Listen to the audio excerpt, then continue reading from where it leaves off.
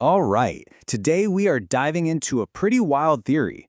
It's one that suggests our own consciousness, and maybe even reality itself, isn't a single thing, but is actually built in layers, kind of like a dream inside of another dream.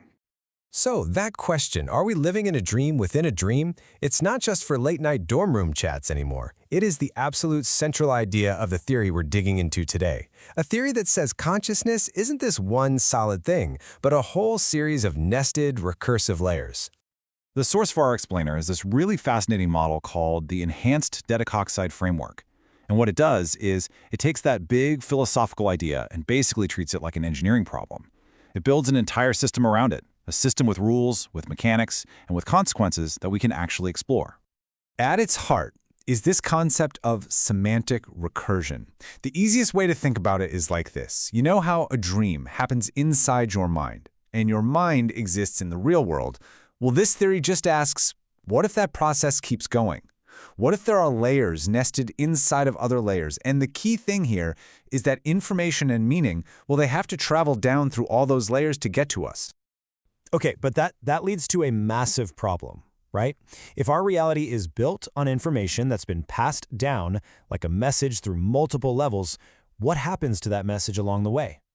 This precept from the framework, it frames the problem in such a chilling way.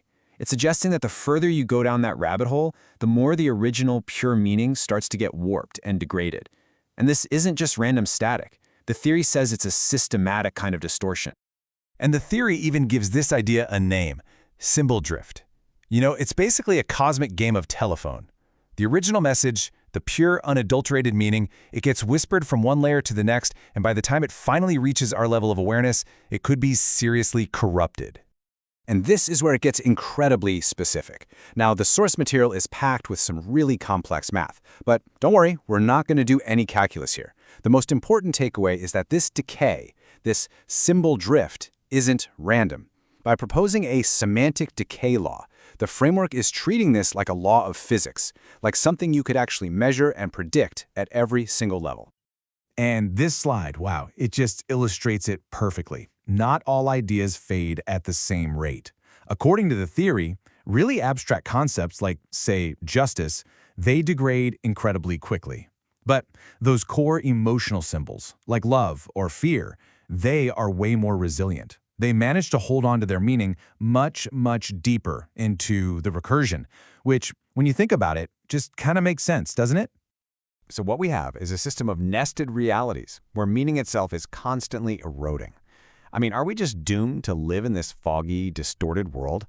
Well, not quite. The theory proposes that the mind has this incredible, built-in solution. This next precept is absolutely key. The solution isn't about escaping the dream. It's not about breaking out of the simulation, if you want to call it that.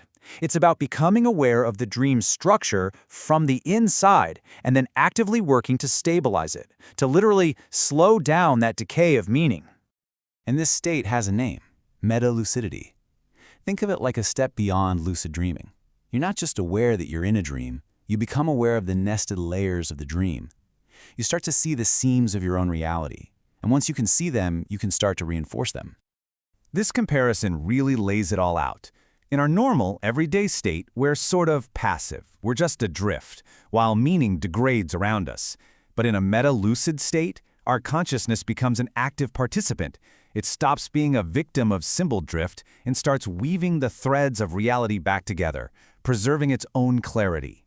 And of course, because this whole framework is so systematic, it even proposes a way to measure this. It's called the lucidity quotient, or LQ.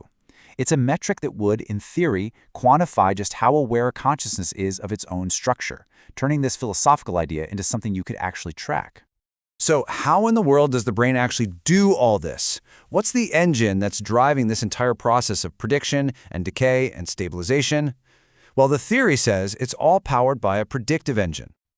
I love this quote because it perfectly captures the underlying mechanism. Our brain isn't just passively soaking up information from the world. No, it's an active prediction machine, and it's constantly trying to guess what's going to happen next based on all this degraded information it has from the past. You know, what's so cool about this is that it lines up with a major concept in modern neuroscience called the free energy principle. To put it really simply, the brain just hates being surprised. It's always building models of reality and trying to minimize any errors in its predictions. This theory just adds a wild twist. The brain is doing this across multiple nested layers of reality, all at the same time.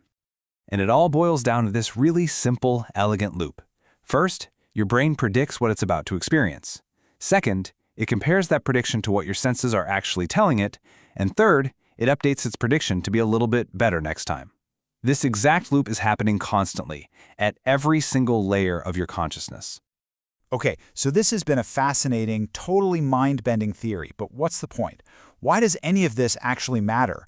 Well, this framework offers a really powerful new way of looking at both mental health and technology. Just think about how this reframes mental health for a second. What if something like schizophrenia is a breakdown in the ability to tell these recursive layers apart? Or what if PTSD is a predictive loop that's just stuck on a past trauma and it can't update its model of the world? Or maybe depression is a system where your predictions are just relentlessly negative and they keep reinforcing themselves. From this point of view, a lot of these conditions aren't just chemical imbalances, they're pathologies of the brain's predictive system. And the potential applications here are just huge. I mean, if we really understood symbol drift, we could probably build AI that's less brittle, better at understanding context. If we could measure LQ, we could design brain-computer interfaces that help a user stabilize their own consciousness. It really opens the door to new kinds of therapies that don't just treat the symptoms, but could directly target and repair these broken prediction loops. So, when you boil it all down, what's the ultimate takeaway? The enhanced Dedexonite framework completely reframes what consciousness is. It's suggesting it isn't some movie that we're all just passively watching. It's a dynamic program that is constantly running, predicting, degrading, and, through meta-lucidity, actively trying to repair itself. Which leaves us with the final, really powerful question to think about. If our conscious experience is a kind of operating system, and it's one that's susceptible to glitches and decay, then can we learn to become its programmers? Can we actually learn to debug our own minds?